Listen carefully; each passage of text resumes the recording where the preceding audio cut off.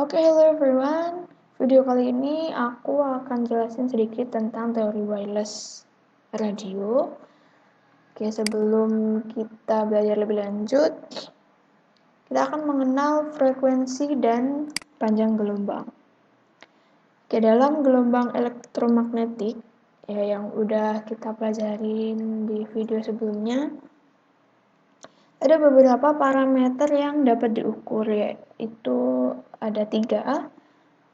Yang pertama adalah panjang gelombang, frekuensi, dan kecepatan. Oke, yang pertama adalah panjang gelombang atau lambda. Ya, adalah jarak yang ditempuh gelombang dalam satu periode, atau besarnya jarak satu bukit satu lembah. Gelombang air laut saat mendekati pantai akan berubah panjang gelombang. Seperti itu contohnya. Selanjutnya adalah frekuensi, yaitu adalah jumlah gelombang yang melalui suatu titik dalam satu satuan waktu. Misalkan untuk mencapai suatu jarak tertentu, semakin panjang gelombang, semakin rendah frekuensinya. Dan sebaliknya, semakin pendek gelombang, semakin tinggi frekuensi yang diperlukan. Oke, yang ketiga adalah kecepatan. Jadi kecepatan itu sama dengan frekuensi dikali panjang gelombang. Kecepatan biasanya diukur dalam meter per detik. Frekuensi biasanya diukur dalam getaran per detik atau hertz yang disingkat dengan Hz. Dan panjang gelombang biasanya diukur dalam meter. Oke, jadi seperti ini rumusnya. Lambda sama dengan C per F, ya, atau konstanta per frekuensi. Nah, ini ada contoh kasus pada frekuensi 2400 MHz. Oke, kita mencari lambdanya, yaitu 3 kali 10 pangkat 8 meter per second dibagi 2,4 kali 10 pangkat 9 Hertz. Oke, jadi lambdanya ketemu 0,125 meter. Oh ya, wavelength juga berbanding terbalik dengan frekuensi. Wavelength itu adalah panjang gelombang, ya. Nah, jadi wavelength-nya tinggal dibalik menjadi 12,5 cm. Lalu selanjutnya ada transmitter dan receiver.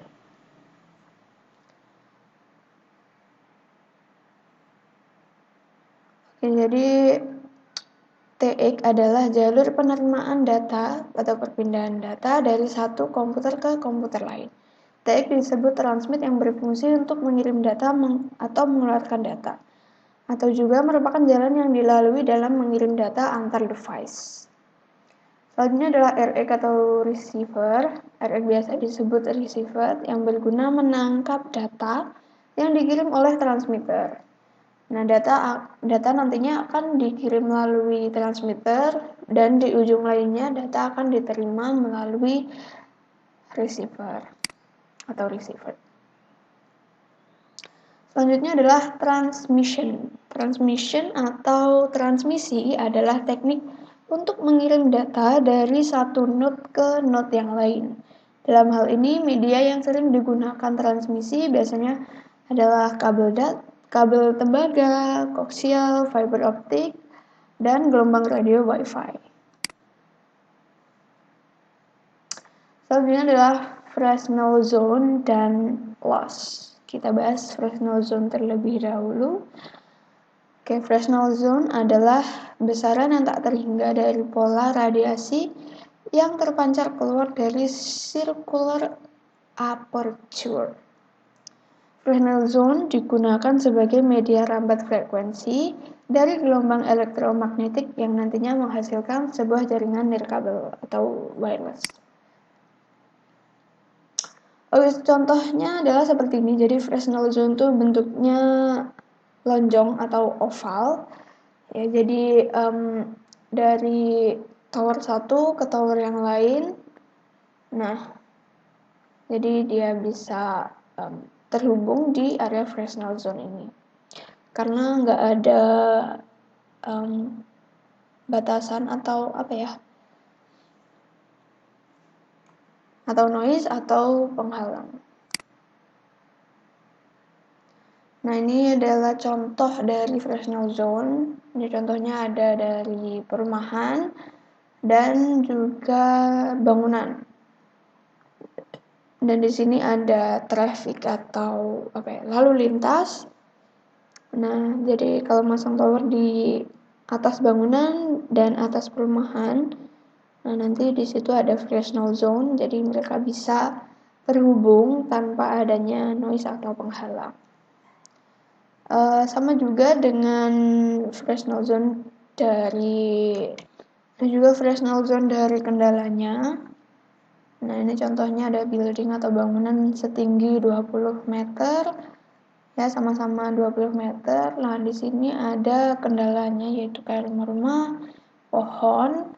Nah, namun pohon dan rumah-rumahnya itu lebih rendah daripada bangunan atau buildingnya. Jadi ada Fresnel zone yang bisa dipakai di sini.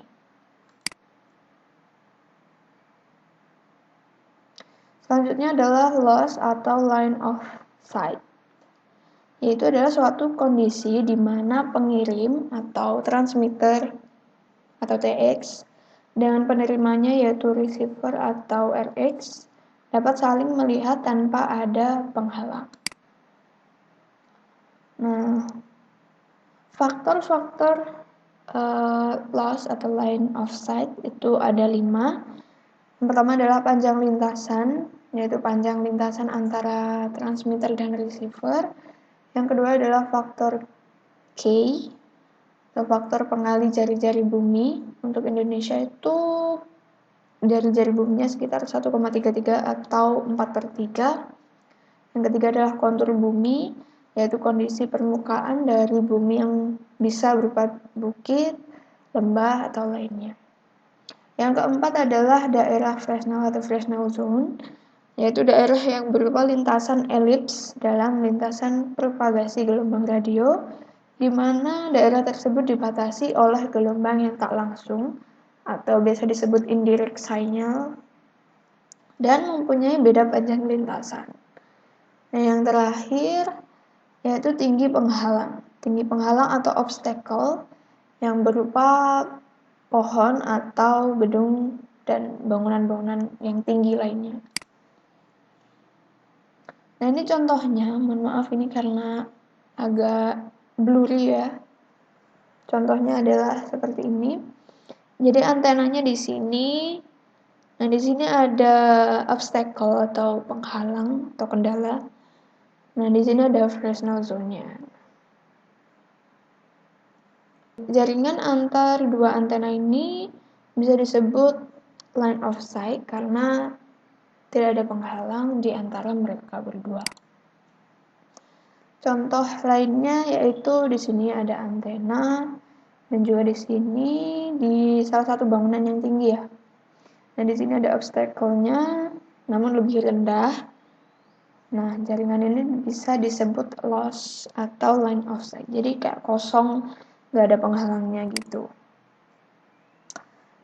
Nah, contoh yang ketiga itu adalah rumah dengan antena yang di sini agak lebih rendah dan salah satu antena yang lebih tinggi daripada obstacle-nya. Nah, ini bisa disebut juga dengan line of sight atau loss karena nggak ada penghalang atau penghalangnya lebih rendah daripada kedua antena tersebut. Oke, mungkin itu saja penjelasan dari saya tentang teori gelombang radio dan frekuensi dan panjang gelombang. Mohon maaf jika ada kurang. Terima kasih. Bye-bye.